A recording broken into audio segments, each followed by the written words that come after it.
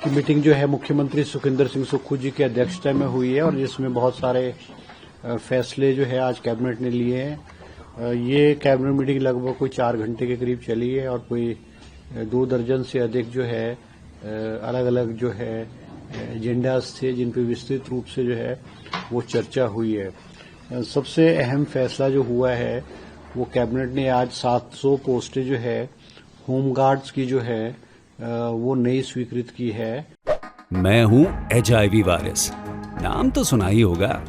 मुझे वो लोग बिल्कुल अच्छे नहीं लगते जो मुझसे दूर रहने के लिए हर बार कॉन्डोम का इस्तेमाल करते हैं। जब खून चढ़वाने की जरूरत पड़ती है तो मान्यता प्राप्त ब्लड बैंक में चले जाते हैं।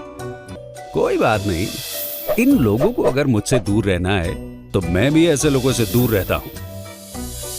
तो मैं हूं HIV वायरस। मेरे बारे में जानने के लिए 1097 पर कॉल करके सवाल किया गया। हिमाचल प्रदेश राज्य एड्स नियंत्रण समिति द्वारा जनहित में जारी। ताकि हमारे जो होमगार्ड में लगे हुए जवान्स हैं उनको जो है वो ज़्यादा जो है इन टर्म्स ऑफ डेज जो है ज़्यादा मिले। और आज कैबिनेट ने ये भी फैसला किया है कि हमारे जो हॉस्पिटल्स हैं, हमारे सरकारी हॉस्पिटल्स हैं, विशेष करके मेडिकल कॉलेजेस हैं और हमारे जो पावर प्रोजेक्ट्स हैं जहाँ पे प्राइवेट सिक्योरिटी हायर की गई है वहाँ पे जो है होमगार्ड्स के लोगों की जो है सेवाएं ली जाएंगी ताकि जो जॉब की अपॉर्चुनिटीज़ हैं हमारे होमगार्ड के जवान्स को जो ज़्यादा मिले। और 700 पोस्टें जो है होमगार्ड के जवान्स की जो है आज कैबिनेट ने सैंक्शन की है। इसके साथ ही जो है एक हमारे जो IGMC में मेडिकल कॉलेजेस में जो है फील्ड की पोस्टिंग की एक मैंडेटरी होती थी कि 1 साल की फील्ड में SRशिप जो करते हैं इनके मैंडेटरी 1 ईयर फील्ड में जाना पड़ता था, उसको भी रिलैक्सेशन दे करके ताकि जो मेडिकल कॉलेजेस का जो है काम वो सफर ना हो। इसके अलावा हिमाचल प्रदेश में जो जिला परिषद के माध्यम से जिला परिषद काडर के हमारे पंचायत सेक्रेटरीज थे जिनका कार्यकाल 2 साल के करीब हो चुका था और वो कॉन्ट्रैक्ट पे थे, उनको आज कैबिनेट ने रेगुलराइज करने का फैसला लिया है। ये कोई लगभग 200 के करीब जो है ऐसे पंचायत सेक्रेटरीज हैं जिनको 12,270 रुपये प्रति माह मिलती थी सैलरी। अब इनको लगभग 32,000 के करीब जो है वो मासिक वेतन के रूप में जो है अब इनको मिलेगा। इसके अलावा हमारे जो है 3 पोस्टें जो है हमारे जो है सीनियर एग्जीक्यूटिव ऑफिसर्स जो बद्दी, हमीरपुर और ऊना, क्योंकि इनको जो है म्युनिसिपल कॉरपोरेशन बना दिया गया है तो इनको वहां से जो है, क्योंकि अब यहाँ पे HS ऑफिसर जो है म्युनिसिपल कमिश्नर लगेगा, तो इन पोस्टों को वहां से चेंज करके हमारे जो बड़े बड़े म्युनिसिपल कमिटीज हैं जैसे पोंटा है, चंबा है और पपरोला है, ये बड़े बड़े MCs में इनकी जो है पोस्टिंग को इनको शिफ्ट कर दिया गया है। इसके साथ ही एक हमारे हिमाचल प्रदेश में जैसे टूरिस्ट का इनफ्लो बहुत ज़्यादा है और हम देखते हैं कि फॉरेस्ट एरियाज या सड़कों के किनारे पानी की बोतल है, केन्स हैं, जूसेस के केन्स हैं या चिप्स के पैकेट हैं। इस प्लास्टिक जो है वो बहुत फेंके टूरिस्ट आकर के फेंक देते हैं। तो सरकार ने जो है एक नई स्कीम चलाई है, Himachal Pradesh deposit refund scheme 2025 to manage and reduce the non biodegradable waste through a structured deposit refund mechanism. ये स्कीम है, इसमें हम जो है वो एक चार्ज करेंगे उसको और उस पर क्यू कोड लग जाएगा, जो भी होगा QR कोड होगा, जो जैसे चिप्स का पैकेट है या हमारा जो केन है या कोई पानी की बोतल है, और वो हम जब वो जैसे पार्क्स में जाते हैं, कोई ऐसी जगहों में जाते हैं, लोग क्या करते हैं बाहर ले लेंगे और परचेज उसको यूज करने के बाद वहीं फेंक देते हैं। तो एक नॉमिनल सी फीस जो है उस पर जो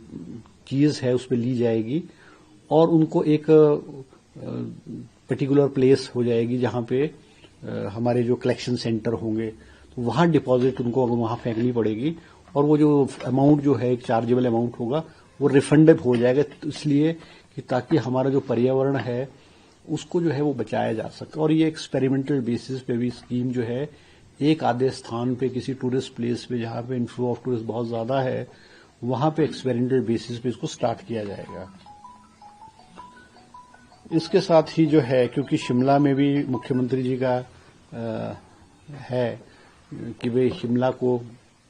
कंजेशन से ट्रैफिक कंजेशन है और जो है लोड बहुत ज्यादा बढ़ रहा है, तो इसको डीकंजेस्ट करने के लिए पिछले आपने देखा कि हिमाचल प्रदेश या शिमला से हमारे कुछ ऑफिसेज जो हैं वो धर्मशाला में, मंडी में, हमीरपुर में शिफ्ट किए गए हैं। इसी को मद्देनजर रखते हुए RERA Himachal Pradesh real estate regulatory authority RERA के ऑफिस को शिमला से जो है वो धर्मशाला शिफ्ट करने का जो है फैसला लिया गया है। इसके अलावा जो है सोलन जिले में हमारे जो हमारे बद्दी में हमारे जो है नया शिक्षा खंड कार्यालय खोलने का भी फैसला कैबिनेट ने लिया है, क्योंकि इस दून विधानसभा के बद्दी के बहुत सारे स्कूल जो है रामशहर ब्लॉक में हुआ करते थे।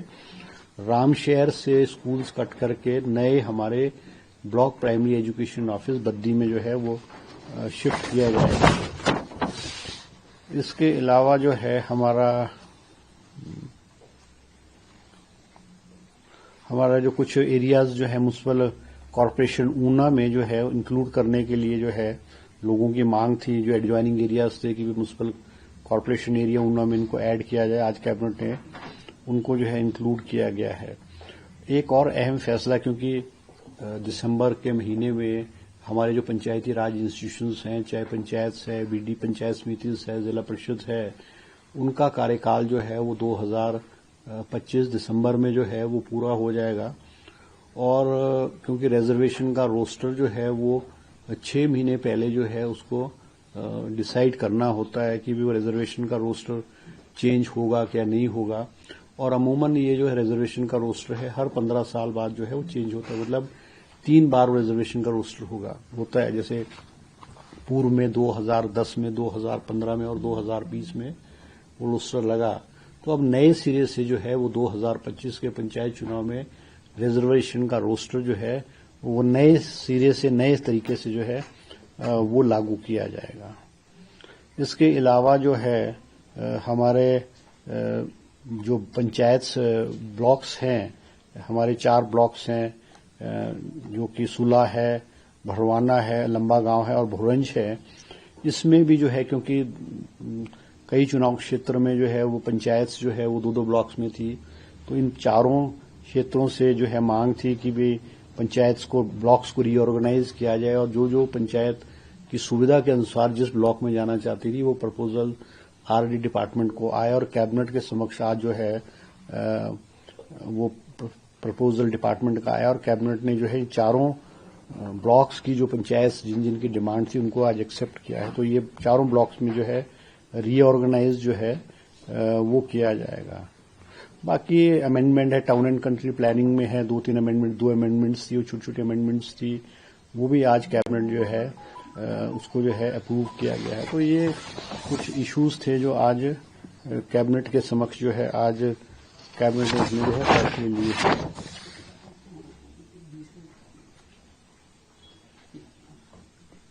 यही है आज कैबिनेट के फैसले।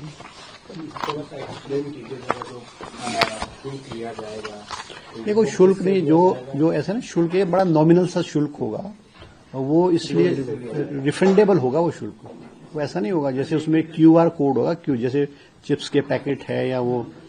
केन्स हैं या वाटर बॉटल्स हैं, बिस्लरी की वाटर बॉटल्स हैं, उन पे QR कोड लगाया जाएगा और जो दुकान में ही एक जो है रिफंडेबल एक जो नॉमिनल जैसे चार्ज ले लिया जाएगा। चार्ज अभी डिसाइड नहीं हुआ है, मतलब it is this scheme will be on an experimental basis.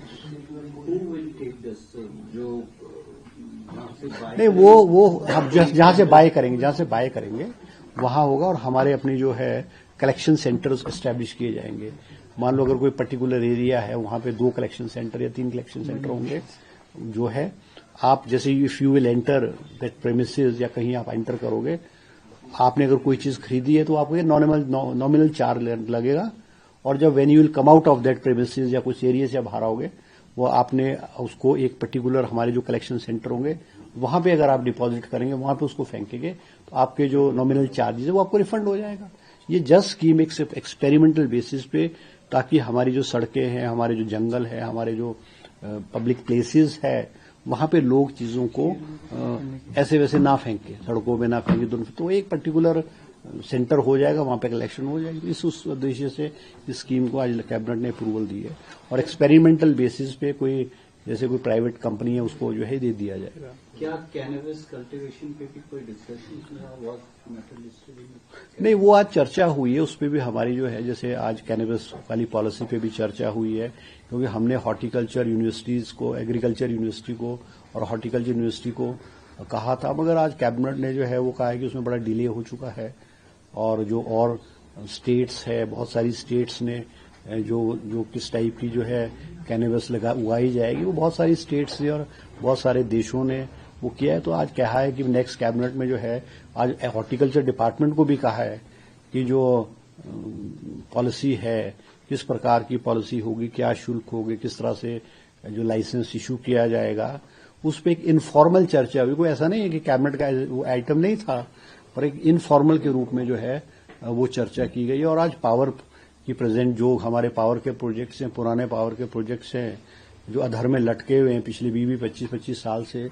उनकी भी आज कैबिनेट ने, पावर डिपार्टमेंट ने प्रेजेंटेशन दी है, और चीफ सीएम साहब ने उनको कहा है कि भी उनको किस तरह से उनमें तेजी लाई जाए, कोई रिलैक्सेशन देने जाए, या हमारा जो ये 12, 18, 30% वाला है, उसमें विस्तृत रूप से चर्चा। और कैबिनेट में मुख्यमंत्री जी ने हिदायत दी है कि नेक्स्ट कैबिनेट में एक जो लटके हुए हैं, कितने % कौन सा प्रोजेक्ट हो गया है, उसकी कैबिनेट में प्रेजेंटेशन दी जाए, और उनके क्या क्या डिमांड्स हैं और उनको क्या क्या प्रॉब्लम्स है, उसके बारे में विस्तृत रूप से नेक्स्ट कैबिनेट में चर्चा हो। कैबिनेट सब कमेटी बनी थी खर्चों को कम करने की, डिप्टी सीएम के अध्यक्षता, उस पर कोई चर्चा नहीं हुई, उस पर कोई चर्चा नहीं, उसका कोई ऐसा आइटम नहीं था, मगर फाइनेंस डिपार्टमेंट ने आज जरूर रिक्वेस्ट की है कि वो जो कैबिनेट सब कमेटी की रिकमेंडेशंस है, उस पर इनफॉर्मल चर्चा जरूर हुई है। उन्होंने कहा है कि जैसे एजुकेशन डिपार्टमेंट में भी कहा है कि एजुकेशन डिपार्टमेंट में जो टीचर्स हैं, उनकी जो रिटायरमेंट है with in that financial year ना हो, एकेडमिक ईयर में ना हो, क्योंकि अमूमन ये भी देखा गया कि बहुत सारे स्कूल्स में कोई एक ट्रेड चल रही है, चाहे साइंस की चल रही है, फिजिक्स, केमिस्ट्री, बायो, मैथ्स की चल रही है, एक प्रोफेसर, एक टीचर रिटायर हो जाता है, तो सारे के सारे स्टूडेंट्स को वो सफर करना पड़ता है। तो एजुकेशन डिपार्टमेंट की तरफ से भी एक आई है